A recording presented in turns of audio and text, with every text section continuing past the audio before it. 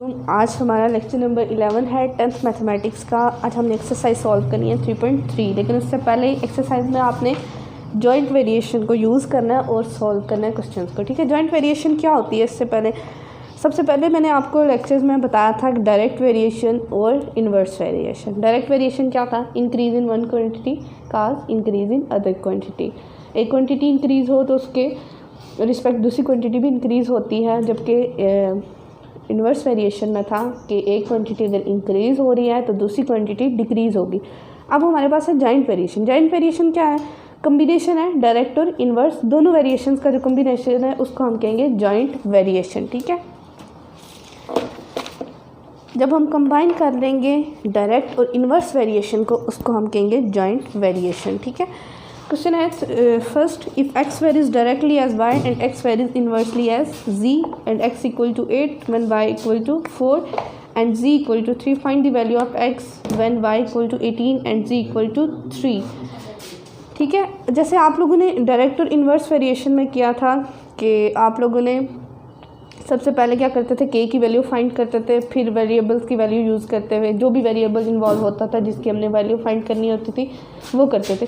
Joint variation भी बिल्कुल वैसी ही है। ठीक है, इसमें भी आपने सबसे पहले k की वैल्यू फाइंड करनी है और फिर आपको जिस वेरिएबल की वैल्यू फाइंड करनी होगी k की वैल्यू को यूज़ करते हुए आप वो वैल्यू फाइंड कर लेंगे। ठीक है, अब जो फर्स्ट क्वेश्चन है इसमें दिया हुआ है x varies directly to y। ठीक है, x जो है वह डायरेक्टली प्रोपोर्शन है y का, और साथ ही उसने बोला है कि x varies inversely to z। x जो है इन्वर्सली प्रोपोर्शन है z के।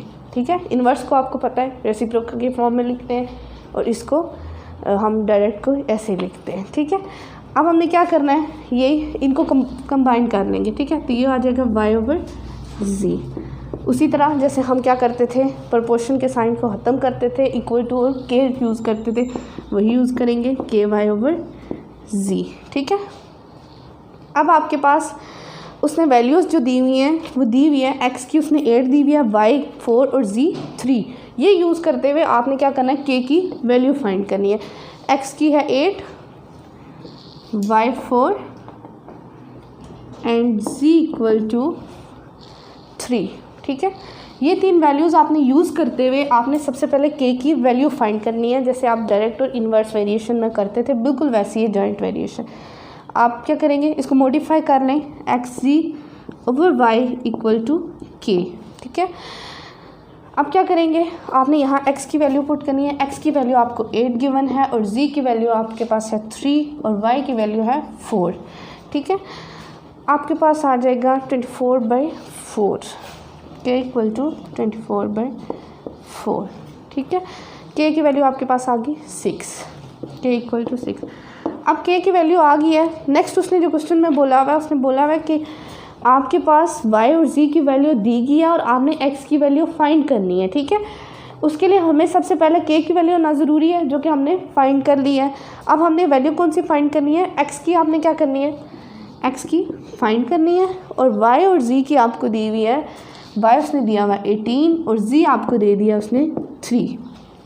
ये वैल्यूज़ यूज़ करते हुए आपने x की वैल्यू फाइंड करनी है। ठीक है, अब ये आपके पास इक्वेशन ऑलरेडी इसी फॉर्म में है कि यहाँ x की वैल्यू फाइंड कर सकते हैं, इसको मॉडिफाई करने की आपको ज़रूरत नहीं है।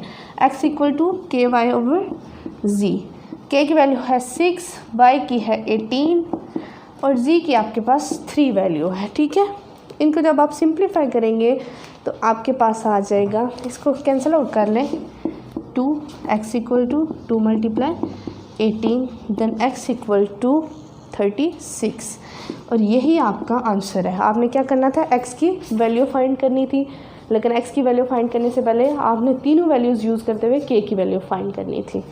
ठीक है, सेकंड क्वेश्चन है वो भी बिल्कुल वैसे ही है। इसमें उसने दिया हुआ है if f varies jointly as g and h where f equal to 500 when g equal to 6 and h equal to 9, find f when g equal to 13 and h equal to 8। बिल्कुल ऐसे ही ये क्वेश्चन जैसे आपने solve किया था, सबसे पहले तीनों वैल्यूज़ को यूज़ करते हुए k की वैल्यू आपने फाइंड की थी और फिर आपने x की वैल्यू फाइंड की थी। इस क्वेश्चन में आपने क्या करना है, f की वैल्यू फाइंड करनी है। पहले आपने f, g और h की वैल्यू यूज़ करते हुए k की वैल्यू फाइंड करनी है।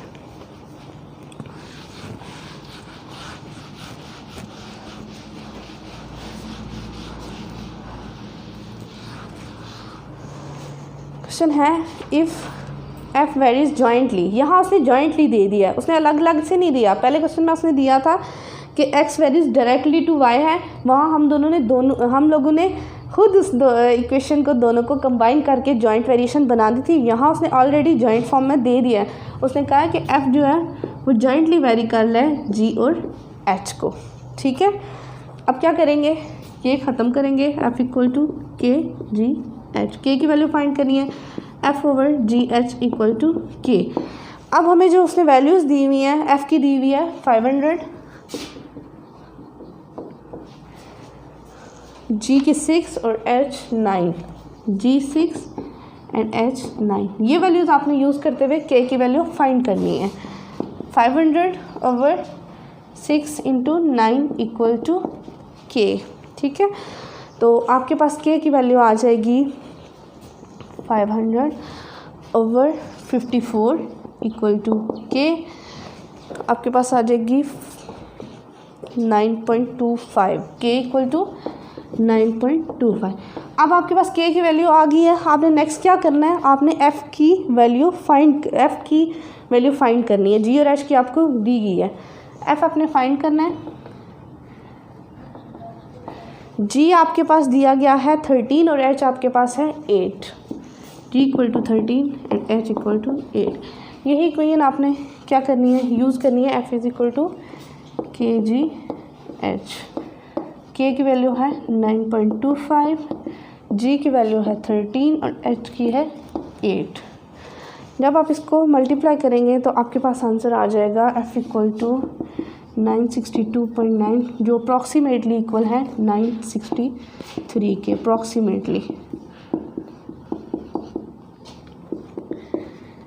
यही आपने फाइंड करना था। ठीक है, थर्ड क्वेश्चन आपको दिया गया है if P varies directly as cube and inversely as R square and S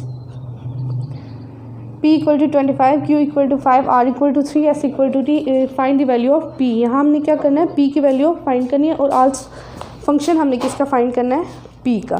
ठीक है,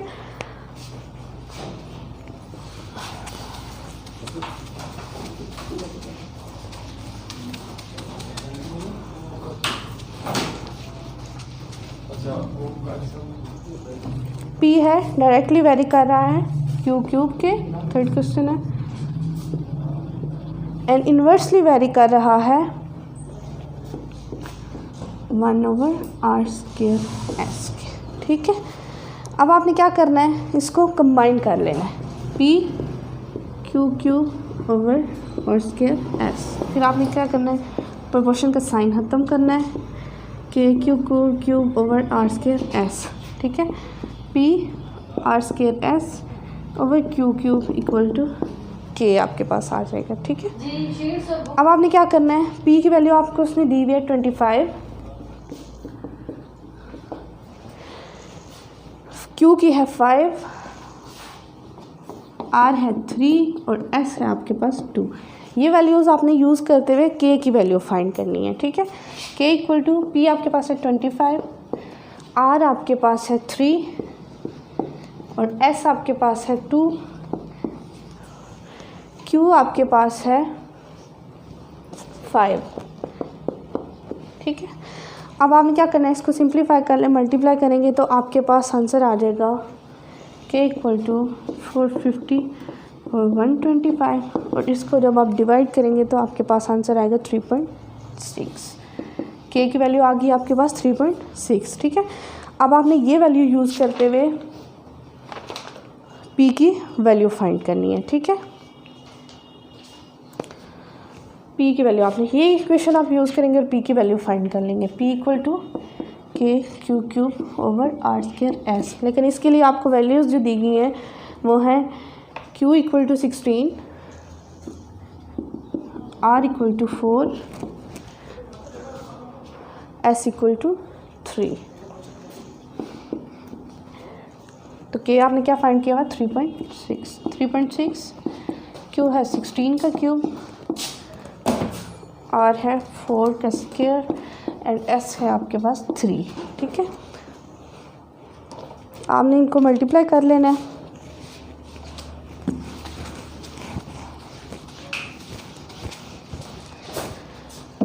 आपके पास आ जाएगा P इक्वल टू 1474.5 बल्कि 5.6/48। ये आपके पास आंसर आएगा 3072। ये आपके पास आ गई है P की वैल्यू, यही आपने फाइंड करनी थी इस क्वेश्चन में। ठीक है, इस एक्सरसाइज में हमने क्या पढ़ा है, जॉइंट वेरिएशन का पढ़ा है। नेक्स्ट हमने एक्सरसाइज पढ़नी है 3.4 जिसमें हमने के मेथड यूज़ करना है। अल्लाह हाफिज़।